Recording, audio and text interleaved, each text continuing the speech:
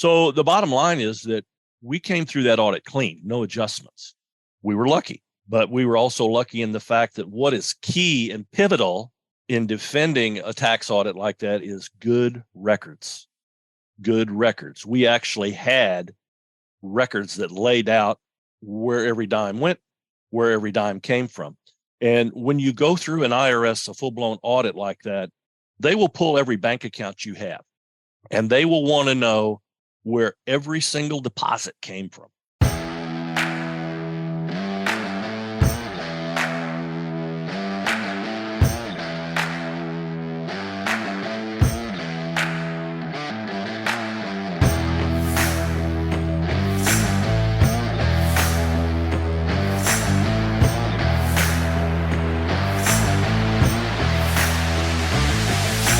Bring them in on the rail at a jog, please. On the rail at a jog.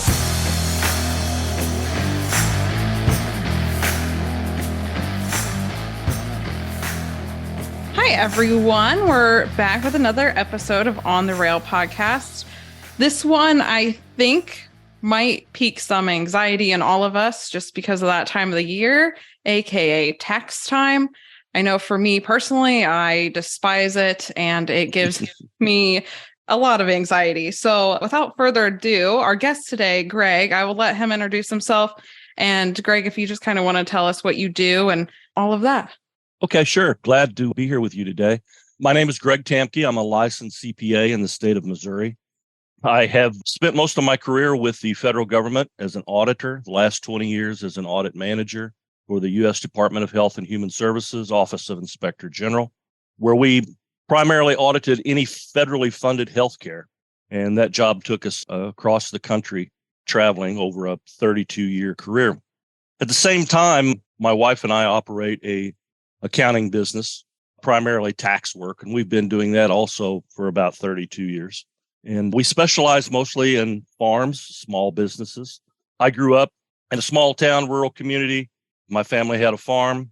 It seems like I was trying to think, when I got my first horse. I was very, very young, probably 3 or so. And like a lot of people, started out with some ornery ponies, advancing on up into horses. And without dating myself too bad, I grew up in the early 70s. So back in that time in the rural communities, horse showing was a big thing. Open shows, primarily, it seemed like every community would have a horse show in the summertime. And we eventually migrated into that ourselves. And we would go horse shows Friday, Saturday, and Sunday throughout the summer. And it was a big community event, these little towns. I mean, there'd be large crowds, and I fell in love with doing it. I eventually migrated away from the horses as I got married and started a family, and other things seemed to get in the way. But along the line, having 3 daughters, it drew me back in, and we again started to show horses, travel around the country, primarily in the APHA shows. We raised quarter horses and paints. That then there again, as my daughters got older, as I did, and got into high school sports and things, they kind of lost interest. And we quit showing horses actively probably about 10 years ago. I'm still quite active. We still have horses. We still have some of the retired show horses that we're giving them a home and a life for the rest of their lives. And we probably got 8-9 horses around here still. We also raise cattle. We have Angus cattle. So we're active, and I've been the treasurer of the Missouri Paint Horse Club for, good gosh, I think probably 15 to 20 years. So we're still active in the horse industry. My wife and I are both CPAs. We both have clients that are either they raise some horses, they show horses, they are involved in horses in some way. But we do a lot of farm accounting and tax work. So I think that's it in a nutshell. I mean, we're CPAs. We're familiar with the tax industry. We've been through audits. We have ourselves been audited by the IRS. So hopefully I can share a few tips with you that can save you some of that anxiety during tax season. We're very excited to be able to combine somebody that's familiar with the horse industry, but also very familiar with the tax law and things around that today. So that's kind of be the purpose of this discussion, of course. So Great. I know taxes and horses is like a very touchy subject for a lot of people and for the IRS too. It seems, you hear about, it's like, you kind of get scared for your life about what to do, not do with horse stuff. I think that's understandably so. And I have actually had conversations with several IRS agents, and they literally have told me that a horse business piques the IRS's interest right off the bat. It's an immediate It's just red like flag. it's like having a target on your back. It really is. And I think it comes back to the fact that horse people receive a lot of pleasure from what they do. It could be a recreational activity, and some have ventured off and tried to make it a business, a legitimate business. So it seems like the IRS focuses more on that pleasure side, what you're doing, as opposed to a business side. Can't have fun all the time, right? Yeah, exactly. That leads us off perfectly. So what distinguishes a horse business from just a hobby? Well, it's no different for any other business, to be honest with you. It's what really it comes down to is the intent to make a profit.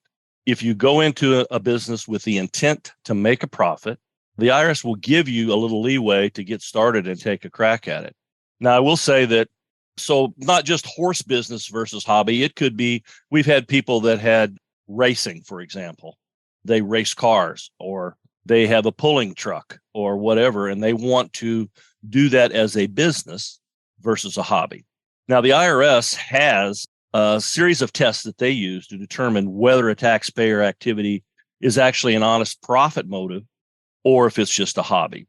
I'm going to run through those with you real quickly, and then if it's okay, we'll come back and talk about some of the factors that go into that. I want to point out that no single factor in this list of 9 things that I give you is definitive, other than possibly profit, which is going to be one of them. And I'll relate to when I went through an audit with the IRS for our own operation, how we defended that, because they brought it up there as well. So the first factor that they talk about, and I'm just going to list them, and then we'll come back, if it's okay with you, and talk more specifically about them. Mm-hmm. Let's do it. Number 1 is the manner in which the taxpayer carried on the activity. Number 2 is the expertise of the taxpayer or his or her advisors. Number 3 is the time and effort expended by the taxpayer in carrying on the activity. Number 4 is the expectation that the assets used in the activity may appreciate in value. Number 5, the success of the taxpayer in carrying on other similar or dissimilar activities. 6, the taxpayer's history of income or loss with respect to the activity. Number 7, the amount of occasional profits, if any, which are earned. Number 8, the financial status of the taxpayer. And number 9 is elements of personal pleasure or recreation, which I already alluded to, and that actually is a factor that they look at. Okay, so in looking at them in a little more in depth, the manner in which the taxpayer carried on the activity. The first key there, if you're going to go into this as a business, is to have a business plan, and I would highly suggest formalizing it. Now, a business plan, that could be a topic for another session. But in brief, a business plan sets forth what you're going to do, how you're going to do it, how you're going to pay for it, who your customers are, how and when you're going to make a profit. And you outline all of these things. You can Google it. There's a lot of different formats for business plans, but I'm looking at one that is horse-related business plan. And basically, it tells the IRS, hey, I didn't go into this just on a whim. I really thought it through. And I've determined, here's how I'm going to pay for it. Here's how I'm going to make money at it. And that's a key goal in convincing them that you're in it for profit. Did you engage other professionals? Did you reach out to people, seek advice? And are these professionals, are they recognized in the industry? Whether it be trainers, other breeders, maybe someone like me that has been on both ends of it. Do you keep formal books? Record keeping is pivotal. And I would highly recommend this even for amateurs, to keep a good set of records. Keep a separate checkbook for your entire horse operation so that you can easily lay your hands on, here's what I'm spending. It might be eye-awakening to some when they actually look at it and it's not buried in another checkbook. So you do want to have a separate checking account for it. Whether you advertise, how often, Is it genuine? So these all fall under manner in which the taxpayer carried on the activity. The number 2 one was the expertise of the taxpayer or his advisors. So the IRS would look at this and say, well, Jenna, did you really know what you were getting into here? What's your experience with this? And who did you reach out to? Were they experienced? Were they really experts? And then they would ask, well, when you reached out to the experts, did you take their advice or did you ignore it? And are you following your business plan? The time and effort, that's number 3, is the time and effort expended. I know of situations where a horse person, not my client, but an acquaintance, he was audited by the IRS, him and his wife, and they had a horse operation. They were showing, and he was in way too deep with the IRS before he consulted with me and asked me for advice. But there they were asking him how much time do you spend with this effort? I mean, are you at the barn 1 hour a day? Are you at the barn 4 hours a day? And do you have a log? Do you have anything that proves that that's what you did? The IRS will look negatively if you're spending only a nominal amount of time, whether your time or whether it's the trainer's time, someone you're paying, or maybe you have a ranch manager in large cases. So they want to know is what did you actually do to be involved in this business? Our 4th one that I mentioned was expectation that assets in the activity may appreciate in value. And boy, that's a hard one when you're dealing with horses. We can have a really proven mare and breed her to what we consider to be the hottest stallion in the industry right now. Is that enough to say that, hey, this is going to make a profit? You would need to, document that, show proof of what the colts are selling for. A lot of times our horse people are not exclusively, they're never exclusively horse people. But as far as their own business, they may also have another type of farming operation, myself included. Some of them have raised cattle. Some of them, maybe they're row crops. I know of one trainer and her husband that she trains horses and he row crops. So they combine them. It's reported as one farm operation. So that's very much easier to defend with the IRS is that, hey, this is just one division of what I do. And quite frankly, land, is getting more expensive. It's rising in value rapidly. Everyone's familiar with that. So if you have your own ranch, it's not hard to prove that, I'm deducting things on this ranch, but I'm also increasing its value. And eventually, if it's sold, there'll be a large gain to be made. So hopefully I'm not boring you too much yet. We're up to number 5, the success of a taxpayer in carrying on similar and dissimilar activities. They're basically looking, are we talking about an individual that's successful in other endeavors? I think that sort of lends credence to the fact that you've gone into it with a sound business mind. You're making sound business decisions. You've been successful in other endeavors that you've undertaken. So if you have a history of being an entrepreneur, that's in your favor. Losses, of course, could be an unusual thing. So it's not, again, I'm looking at number 7 is the amounts of occasional profits. And they'll say, well, why was there a profit? I mean, obviously, we all hope to make a profit, but was there an unusual sale? And I think we all know of cases where somebody just got lucky and got that right one. This thing is too good for me. It's too good for me. I mean, honestly, I'm getting offered so much money for this horse that I'm going to have to sell it, And you think, wow, I had an instance where one of my clients called and says, hey, we have got a chance to sell this horse. They raised it for $75,000. And good gosh, what are we going to do? I said, well, first of all, I would sell it if it were me. But I haven't gotten the only ones that I'm attached to are the old retired ones at my place now that I scratch their noses and feed them and give them warmer occasionally. But, well, what are we going to do about paying the taxes on it? I said, well, keep in mind that this is just one revenue stream for everything you guys do. You have other horses that you're feeding and taking care of. Your barn, we're appreciating your barn, your truck, your trailer, your expenses. You had that horse with trainer for 6-8 months, a year. Well, at the end of the day, when we filed their taxes, their operation ended up with a loss for the year, a lesser loss than they've had in other years.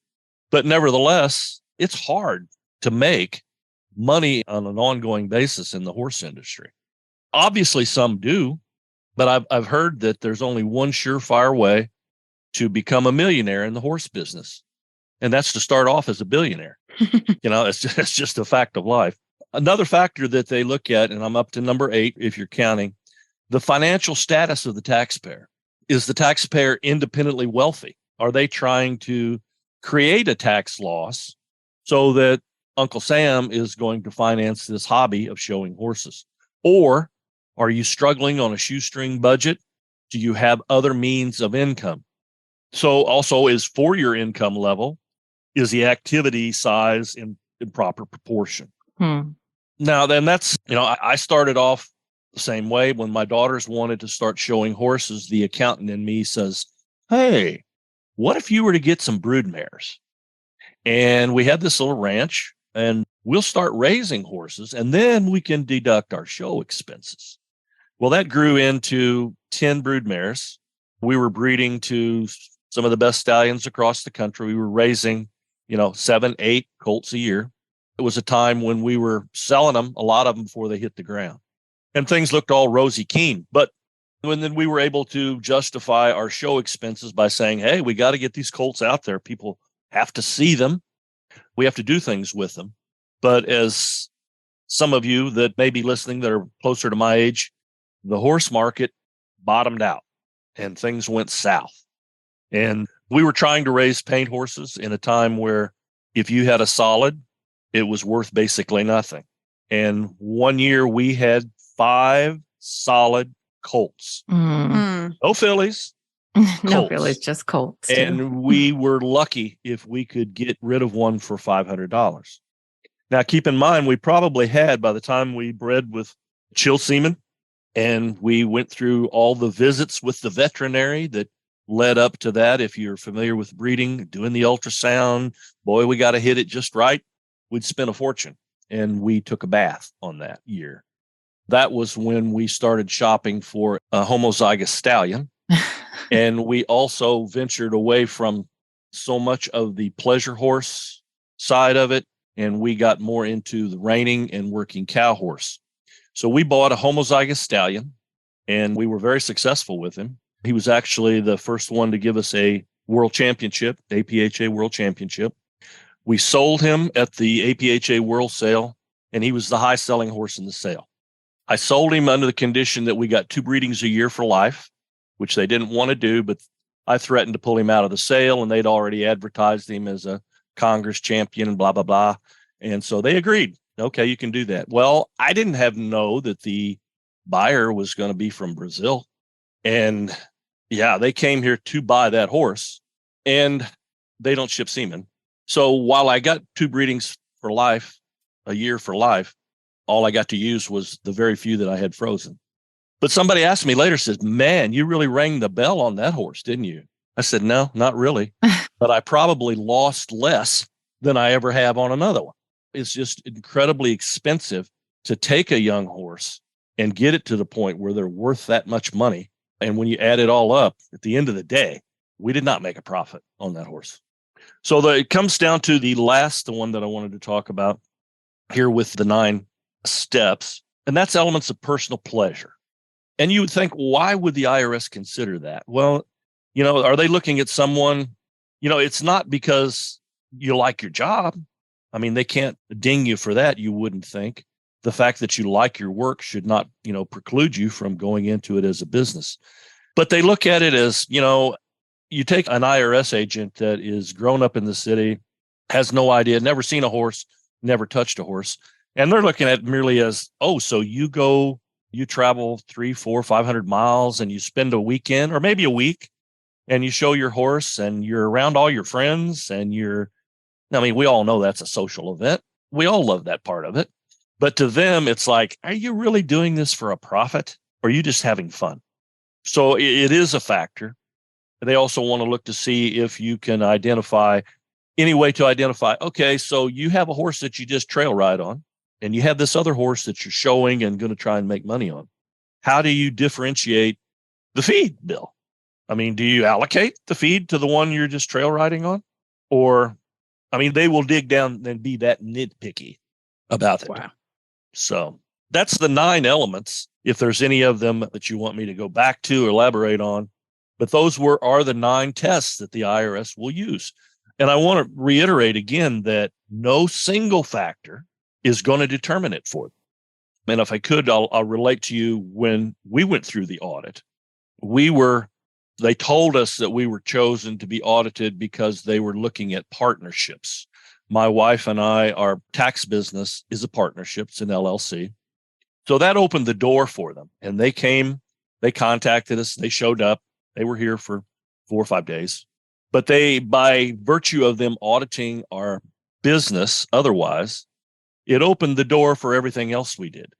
So our tax office is here at our ranch, and right next to it is the shop where we work on tractors, and the horse trailers set out front. So one thing led to another. So now they're looking at our Schedule F, which is our farm tax return. And they literally wanted to go see everything.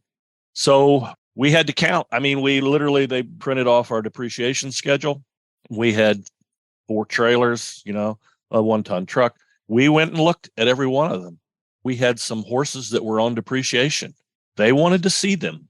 Luckily for us, I think, is that we also had 30 head of cows. And the cattle created for us a more active amount of participation. So we had a stream of income every year. Whereas the horses, maybe we didn't sell one in certain years. Now, by the time that they audited us, we had downsized our horse operation considerably. We were no longer showing. This audit was just less than 5 years ago. And my wife and I, like I said, both being CPAs, we're quite familiar with these 9 tests, and we were ready for them. So we had a business plan, we had it laid out, and we knew how we were going to answer every question before they asked it. So the agent said to me, she said, "Would it surprise you, Mr. Tambke, that I've looked back over 10 years of your returns and your farm's never made a profit? Does that surprise you?" I said, "Well, no, that doesn't surprise me. Not at all." I said, "All I can tell you is that it will eventually." But I said, if you look at the deductions that we have taken, okay, so I was alluding to one of the steps, whether or not assets will appreciate in value. We had done a lot of work in regards to pipe and sucker rod fencing. We built a barn it was an indoor arena, is what it was. But when they came here, I had tractors stored in it. So it's a machine shed to them. Mm-hmm. But that's one of the tests is, are we doing something that the assets would appreciate in value? And we could lay out, well, look, we're making this place maintenance free. We're putting in new fencing that's going to serve us as we get older. We won't have to deal with that. So yeah, we have current expenses that are causing us to spend a lot of money and have tax deductions. Then the manner in which we carried on the activity, who'd we consult with? Well, here's a long list of trainers we've dealt with. And, here they are. Are we successful in other types of business? Yeah, we have a successful tax business, which is why you're here. So you told us. But anyway, we were able to defend it by using those 9 steps and showing, no, we didn't make a profit, but profit is not the one end all. So the bottom line is that we came through that audit clean, no adjustments. We were lucky, but we were also lucky in the fact that what is key and pivotal in defending a tax audit like that is good records. Good records. We actually had records that laid out where every dime went, where every dime came from. And when you go through an IRS, a full-blown audit like that, they will pull every bank account you have, and they will want to know where every single deposit came from. Everyone. Whether it's $10, whatever it is. Well, my wife is an excellent bookkeeper, CPA, and she had that. She answered every question they had, and it came through good for us. But one of the things that will probably carries more weight than any of the others is the profit. The proof's in the pudding. If you actually make a profit on the horses or any other business, well, that pretty well puts it back in the ball in their court to say, it's a business. I made a profit, not a hobby. It's hard for them to dispute that. So in the absence of a profit, you need to be able to satisfy maybe not all the other 8, but 5 or 6 of them, so that the preponderance of the evidence says, I'm operating this as a business. When it comes to horse businesses, is there a threshold of a number of years in which you are required to make a profit before that's like triggering a red flag with IRS? Well, they say that there is. They say that, businesses, they'd like to see you make a profit in, 2 or 3 out of 5. But I did read something recently that they've allowed the racehorse industry to stretch theirs. They have 7 years in which to show a profit, which I found interesting. But I will tell you this, we have a number of farm clients that are not involved in horses at all. They're cattle, they're row crops. And I said, I've been doing this over 30 years. I can think of one client that I don't think has ever shown a profit, ever. But they have such a large operation that they've never been tested. They've never been audited. They are legitimate in every sense of the imagination. They're just smart. They know that, if I buy a new tractor, I can either buy a new tractor or I can pay this big tax bill. Well, I'd rather have the tractor myself. And I'm not going to say play the game, but they are strategic. So I wouldn't put a lot of credence in worrying about the profit factor. What really comes down to is they don't, the IRS is a big machine and tax returns flow through a computerized system. They have parameters for various forms. So a small business, a Schedule C, there's certain line items on the return that they look at and they have parameters. Is this expense outside of what we'd expect? That's what's more likely to trigger an audit than to have something involving a horse in the name of it. It's not like they have an IRS agent sitting there looking at every return that comes through, looking to see, oh, gee, you're in the model car business, or, oh, you're in the horse business. It's really the parameters that the computer spit out that would trigger a question by the IRS. It's interesting. So if you're an amateur, are there any horse or property related expenses that can be written off?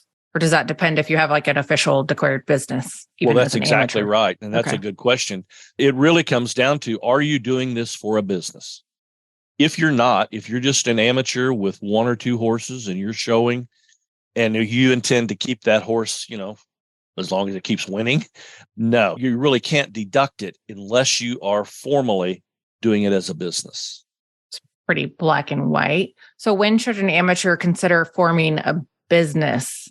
If you feel like that you really want to go into something in the horse-related business as a business, then that's the time that you would formalize it. And the first step in that would be for you to sit down and prepare a business plan that I mentioned earlier, which is a roadmap.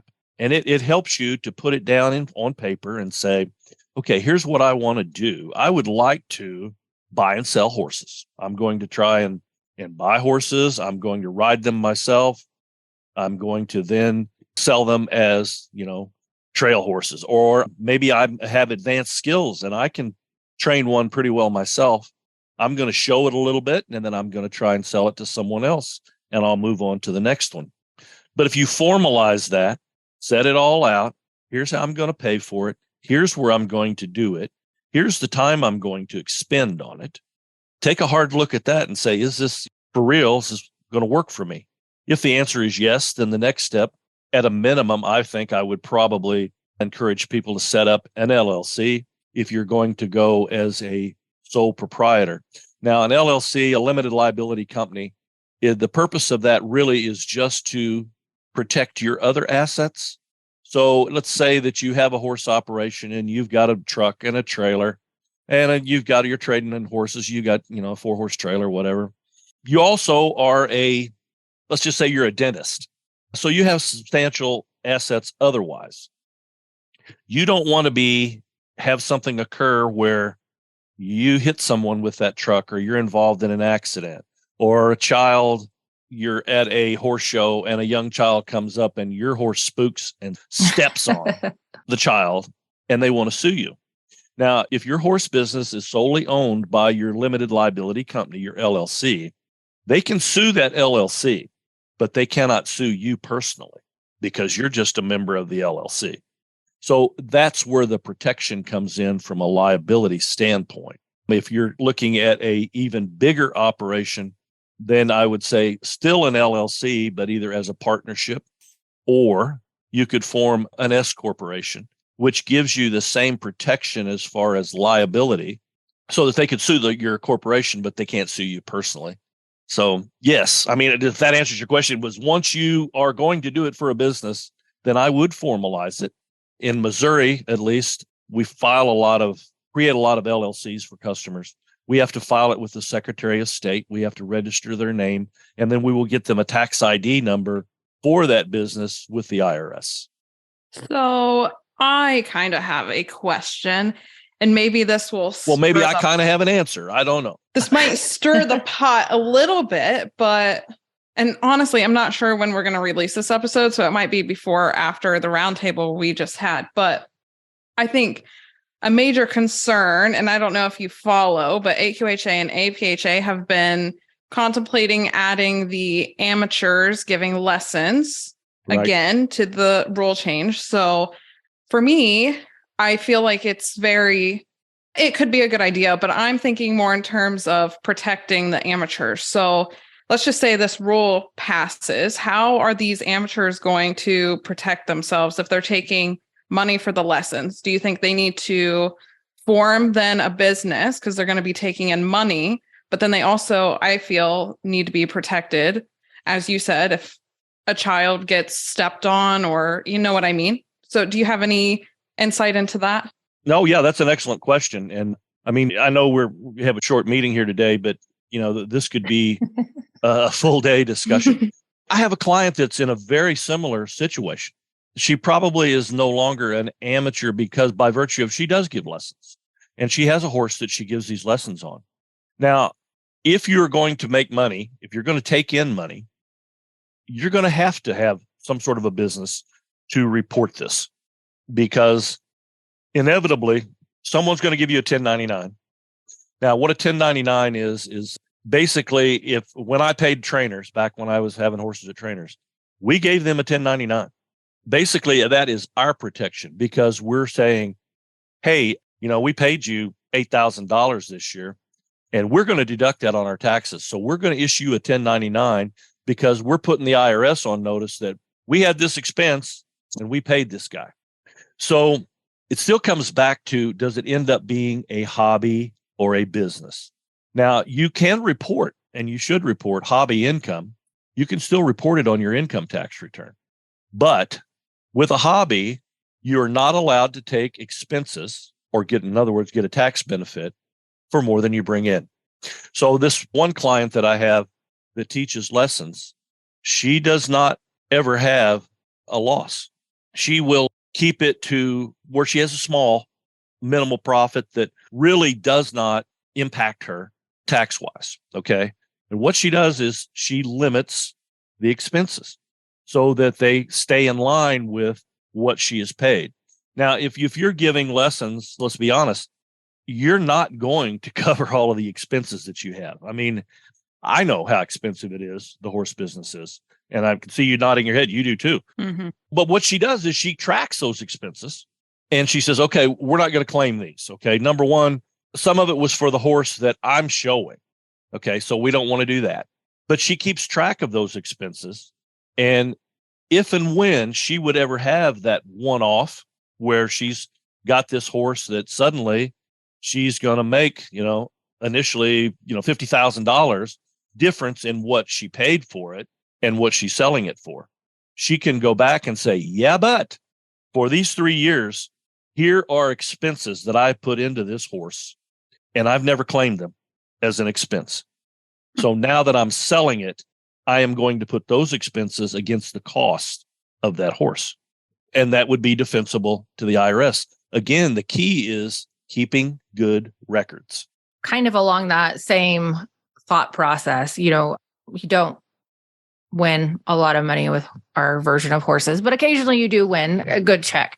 So if somebody's winning, like I said, we'll say $5,000 at a horse show, yep, you can write off those winnings to the extent of your expenses, as long as it's a hobby. You just can't declare a loss. Am I understanding that correctly? Yes, you are. And that is correct. So yeah, if you win $5,000 and they may send you a 1099, they probably will. They will. Yeah. Then yes, the IRS is going to be expecting to see either a Schedule F, which is a farm return, or a Schedule C, which is a small business return from you in that year. But, okay, so you show that $5,000, but you've got all these expenses that went with that. And I usually will also, I will get it down there to where the profit is zero. Mhm. And then I will attach a statement that says expenses were limited due to hobby income, so that no profit, no loss is shown on this return. Interesting. I mean, I feel like even some of these big shows, you could almost write off the expenses for that one show, let alone everything else going on in the year, You're exactly right. I know that the one individual that came to me kind of after the fact for help, one of the things he was trying to defend what he was going to make money was the incentive fund, and saying, well, I can make money off this because of the points. Well, come on. What they pay you for the points is not going to be a drop in that might keep that horse fed for a couple of weeks, Right. Yeah. So the IRS didn't buy that. But really, if you could just at least not have to pay tax on that, it's a good thing. Mm-hmm. Right. Because I understand a lot of, the clubs, in Missouri, we haven't had a payout like that in quite some time. Years and years ago, when we were having these monster shows, we had some events that paid $1,000 to win. In cases like that, you would have to give that exhibitor a 1099 for that. So in most cases, they were an open class and a lot of them were professionals, so it wasn't a big deal. But as it's become more and more where there's some really, really good amateur riders out there on some really good horses, they can slip into one of those cash classes and walk away with some of that money. Particularly the NRHA events, a lot of those big events, they're paying quite a bit of money. And most certainly the last thing you want to do is, get stuck with a tax bill on top of it. So you shouldn't, because if you file the return, you show that, they paid me this, $5,000, but I have expenses of $25,000. Yeah. Now, I'm only going to claim 5,000 of them because this is not a business for me. It's a hobby. So to take that one step further, in my experience in our kind of world of the horse industry, if you have like a futurity horse, your trainer shows it in an open class and trainer wins a big check on the horse, which everybody loves. And you give them half. Yeah, is like you subtract entry fees and then trainer gets half. So clearly, though, the owner is getting the 1099 on that, not the trainer. So what needs to happen there to keep everything in line from a tax purpose for everybody? Two things. One, you might have enough expenses that it wouldn't matter to you. You probably do. The other would be when we were filing it as a business, I guess, in effect, we still are, but ours is now all our money comes in from cattle. Give that trainer a 1099. If I've won $10,000 and I'm going to give him $5,000, I'm going to give him a 1099 and say, you know what, I paid you 5,000 of this. And if the trainers, they're in business, so they're having to report it anyway. Giving them this 1099, they should, number one, not be surprised, and they shouldn't be offended. I mean, when we pay horse show judges, which I'm the treasurer, I'm the one that writes out the checks. If I'm not at the show, someone else does, but they all get 1099s from the Missouri Paint Horse Club at the end of the year. Now, the 1099s are for any goods and services you pay over $600 to any individual. So if you're doing it as a business, most certainly you give out 1099s. And the 1099s, again, are to protect you, the one that has paid the expense, by you're saying, hey, I've notified the IRS that I have this expense. So you better put it on your return because they're going to know. So if you're a hobby amateur, no business, and you paid your trainer half of this, do you only need to give them a 1099 if your winnings exceed your expenses, or you should do that every time, no matter what? If it's over $600, you would give it to a 1099 for whatever amount it was you paid them, regardless of your expenses. Right. I'm sure that's not going to be all you've paid them for the year, because you're paying them to train that horse. And I know how expensive that is. But again, if you're just doing it for a hobby, do you need to give them a 1099? No, probably not. But you definitely would. That would be one of those items that you would keep that in your records.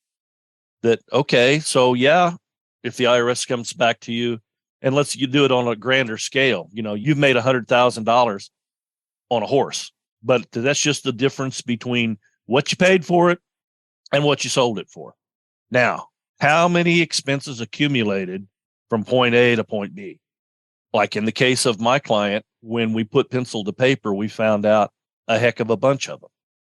So if you have kept records, even as an amateur, that you're not doing it as a business now, if you keep good records, then you can account for what you have actually put into that horse in this case, so that you're not paying $100,000 gain. You're going to reduce that. So keeping good records is key. Back to the subject of hobby, just a hobby, not an official business. But if you sell a, say, high-end saddle, horse, jacket, whatever, that needs to be reported, or you have to. Only if you are doing it for a business, and if you've deducted the cost of that saddle when you bought it, then yes, you're going to have to report the sale of it. But if you're just an amateur and you've got this saddle and it's personal property, it's not used in a business if you haven't conducted it as a business. So it's personal property. According to the IRS, if you sell any personal property and you make a profit on it, you're supposed to report it on your tax return. I don't think the majority of the population does that. And I don't know how often it really occurs. A saddle like that, I mean, you had to buy it. It had to come from somewhere. Used saddles usually don't outsell new saddles. Right. What about a horse? Let's say you buy a yearling for $5,000 and end up selling it for $40,000, and you're just an amateur hobbyist. You need to report that. You would. And it would be, again, how much did you put in that horse otherwise? There's where I say you keep the records of, I fed this animal, I had to house this animal somewhere, whether it be your barn, and you could say, look, we have barn expenses. We had the cost, a piece called depreciation. Well, like when you build a new barn, you put it up on depreciation for, say, 20 years, and you get that much little piece of expense each year. So when you accumulate all of the expenses that you have put in to this animal, you'll find that you probably don't have as big a profit as you thought you had. No, never do. We don't. Never do. Never do. Profits. Just like my stallion that went to Brazil. They said, boy, you made a lot of money. No, but I didn't lose a lot. Right. You just try to lose less. Yes. Yes. All righty. Well, we did have a comment on Facebook that we kind of run across in the last few weeks. I'm just kind of interested to get your take on it. So it was, I believe, a Pinto exhibitor was sent 2 chairs, I think, from winning something at the World Show, a High Point or something at the World Show. But then they received a 1099 for winning the 2 chairs, which were worth $750. So is that customary to send 1099s for non-cash prizes? That was like the big debate. It can be, yes. I mean, it's basically anytime you have given something out or paid someone over $600. And your example here was the chairs were worth $750. Okay. So they have a 1099. Okay. Well, all it really is just a pain in the rear for the person who received it, because now you're going to have to put a business return on your taxes. And maybe you normally wouldn't do that, but it's pretty simple. To expense it out. Yeah. You just expense it out, and you attach a statement that says, I am limiting the expenses because this is a hobby for me. So these winnings, my expenses far exceed, what I've won. So you have no tax consequence, I guess what I'm saying. It shouldn't freak you out. It may end up costing you a little more for your tax preparer to file the return for you. But it's not Just a paperwork. huge problem. It's paperwork. I love it. Good for you, right? Right.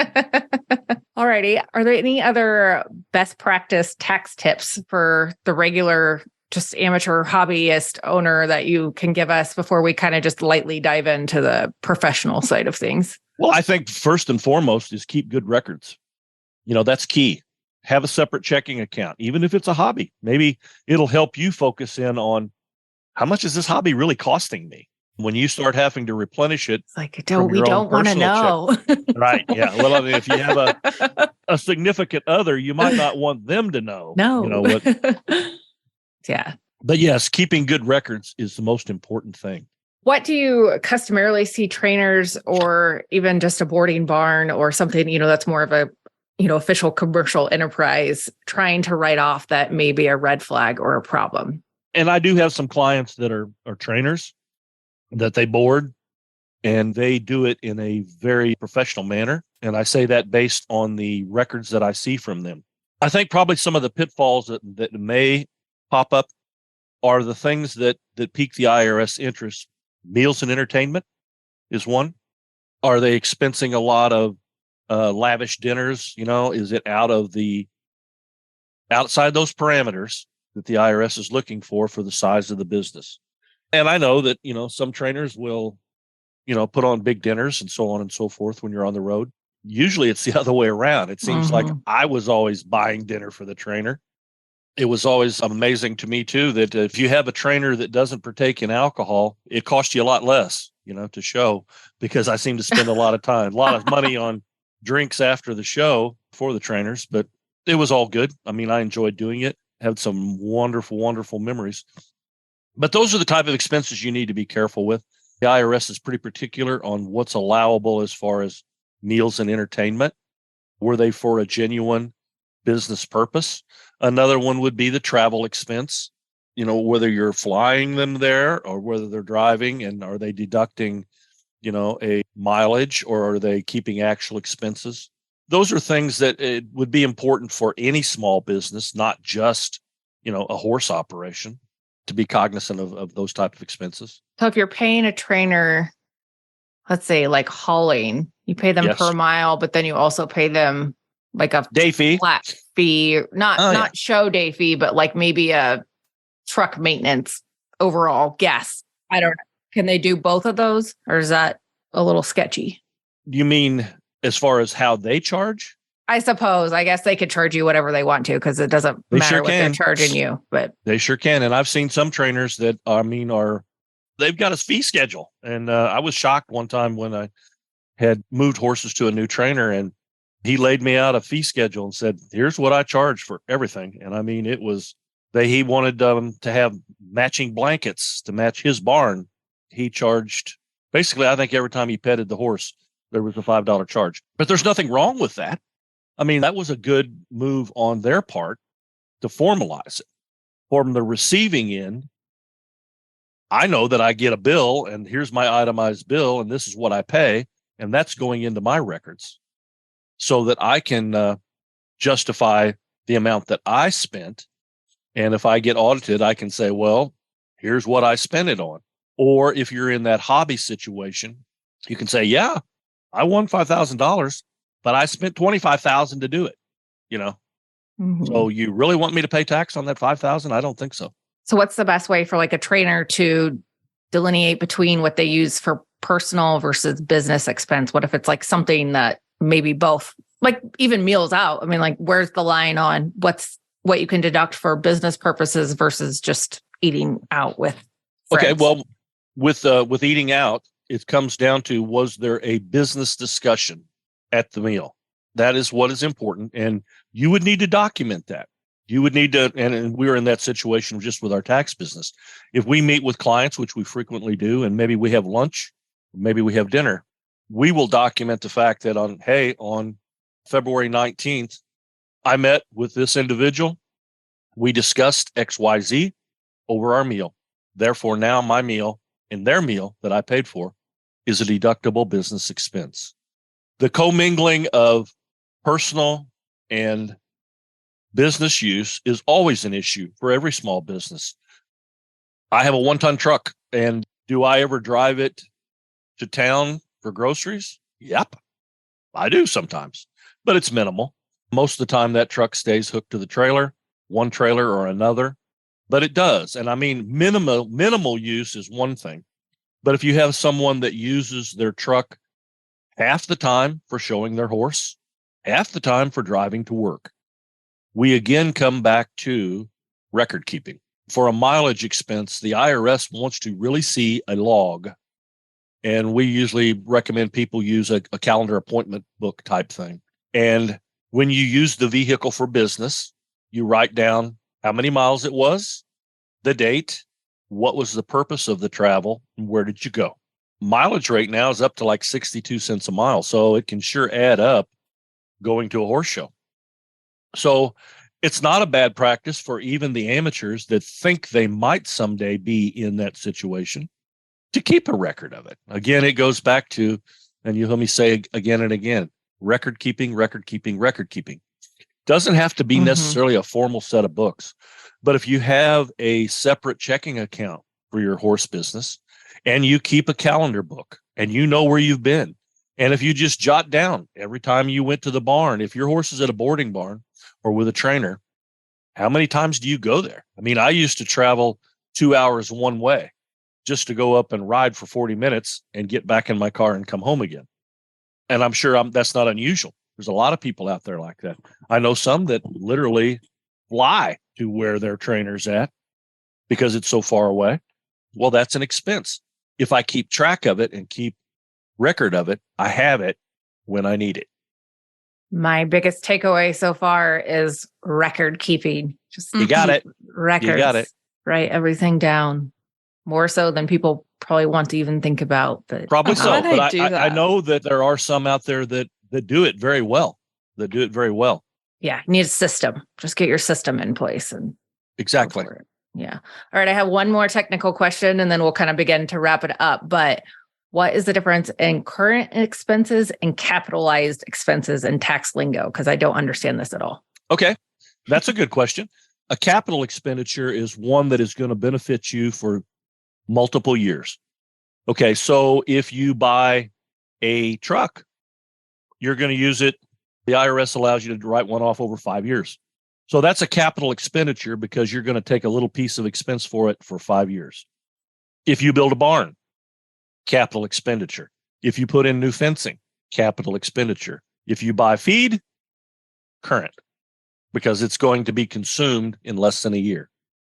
So if only it lasted a year. Oh, if it would only last a year. Yeah. Yeah. Okay. But I mean, that's the easiest way to differentiate that is a current expense is one that is going to be consumed current in the current tax period. A capital expenditure is going to be used over an extended period of time. Those are the things that would be depreciated out over time. Correct. Yes. Okay. Simple enough. Interesting. Alrighty, we'll begin to wrap up here. Is there any other important rules or regulations we should be aware of that we haven't talked about yet today? Well, I mean, I think we've glossed over some of the biggest ones, but I mean, I'm sure there's a year's worth of tax code we could get into, but there is, and there's a number of horror stories as well as there are success stories. Record keeping again. I got to say it one more time. Records. Another one would be the business plan. If you decide you're going to venture into it as a business, I would highly advise sitting down and putting a business plan down in black and white. Number one, that's the first thing the IRS is going to want. And then when they audited us, they came in and they said, do you have a business plan? Well, we're CPAs, so of course we had a business plan. If we didn't, we could have created it a half hour before you got here. But a business plan, again, will set forth what it is you're going to do, how you're going to do it, how you're going to finance it, what you hope to achieve. It's your roadmap to how you're going to operate this business. So that would be another one that would be a good topic sometime for a conversation as well. It would. I'll have to write that down. I definitely have used that 2 months ago when I was formulating my business plan. 5 businesses you have now. Yeah, it was very overwhelming trying to do up a business plan when you've never officially done one. So yeah, That would have been helpful 2 months ago. Well, there again, remember one of them, seek out experts, find someone who is an expert in that area. Yep. It was a lot of Google. And then thankfully I have quite a few friends that run their own business. So I was able to get their input and corrections. And yeah, it was time consuming though. And there you did. You did your due diligence, because Google has changed the world. I mean, it's incredible. Where I used to reach for a book that was 6 inches thick, when someone would ask me a off the wall question on their taxes, now I click on my computer and I Google it, and it may not be the complete answer that I'm looking for, but it sure gives me a quick answer that will lead me in the right direction. So you kind of said at the beginning of the episode that you do see audits relatively frequently in the horse industry. So how important is it to maybe have an accountant that's really familiar with the ins and outs of horse business, horse industry, and tax? Well, I think it's certainly a factor in your favor when you have an accountant that is familiar with your business. We seem to attract a lot of farmers and horse people because we are familiar with the industry. When a farmer tells me, yeah, I spent $7,000 on a tedder, I know exactly what he's talking about. I don't know that every accountant would. In fact, I know most of them would not. What's a tedder? Well, a tedder is used to fluff up hay so that it'll dry out faster and cure. But you can relate to them, when they won't question you if when you say I have this expense or this expense, because they know exactly what you're talking about. And you have a rapport where they can give you, hopefully, advice that is, current and helpful. I wish I could tell you how it is you find them.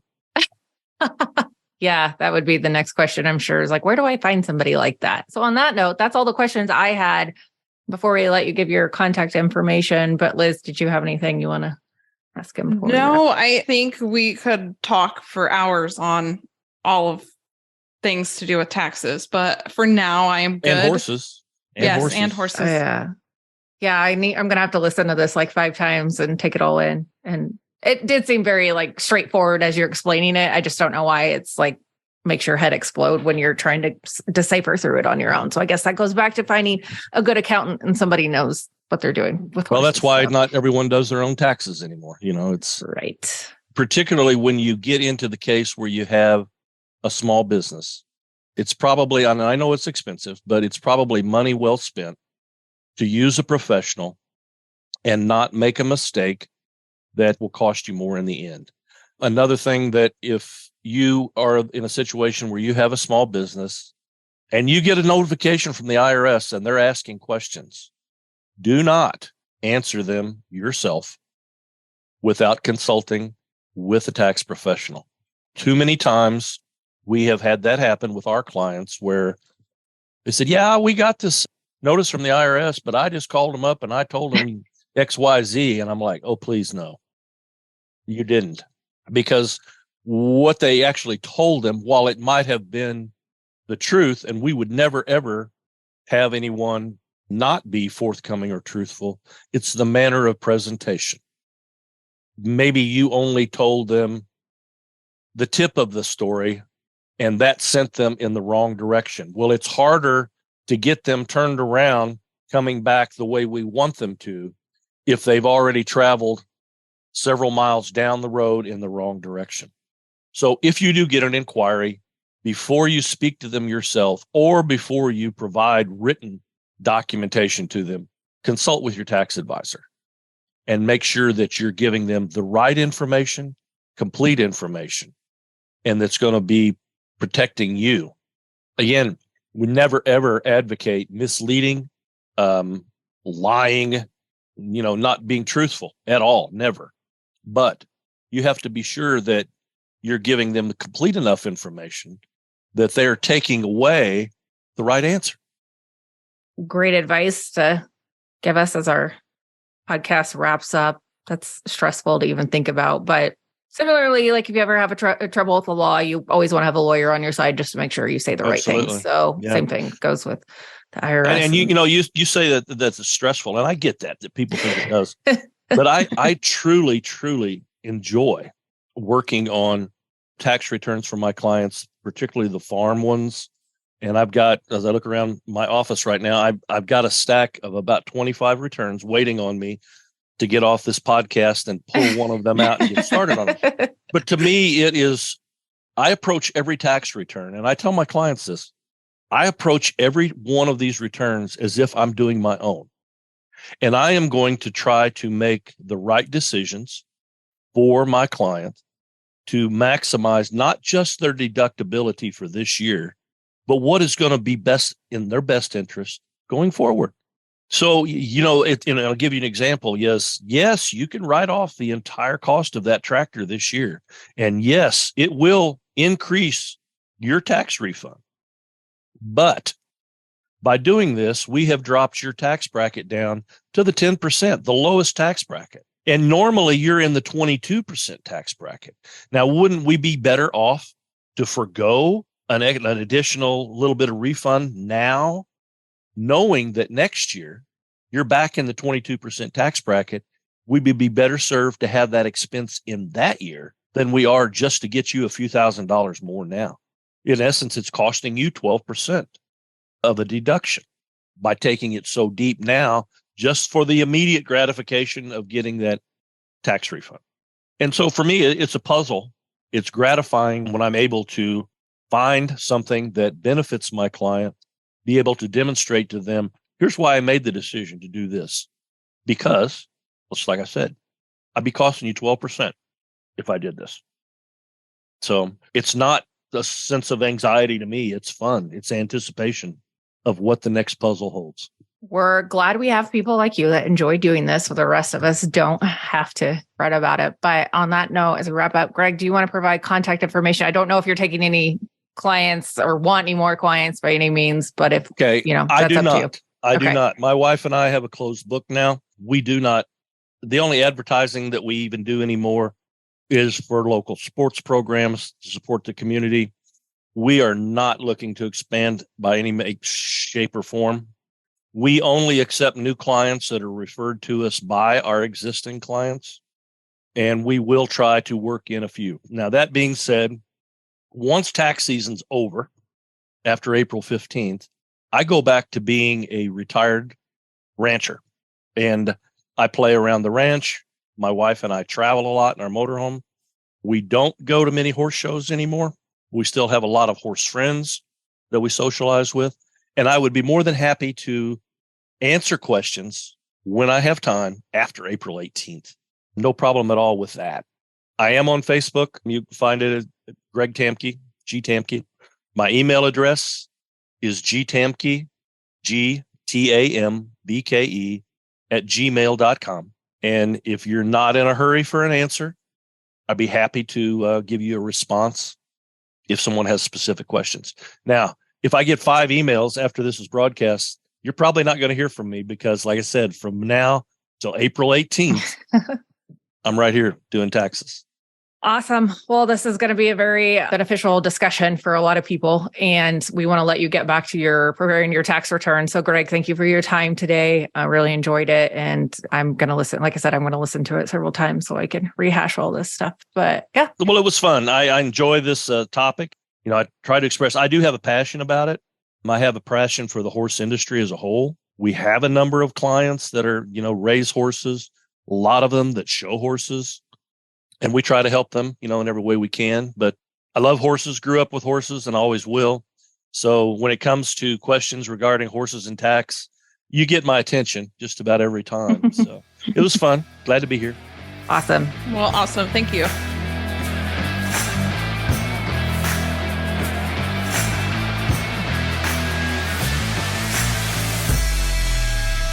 All right, that'll be your class. Bring them in and line them up.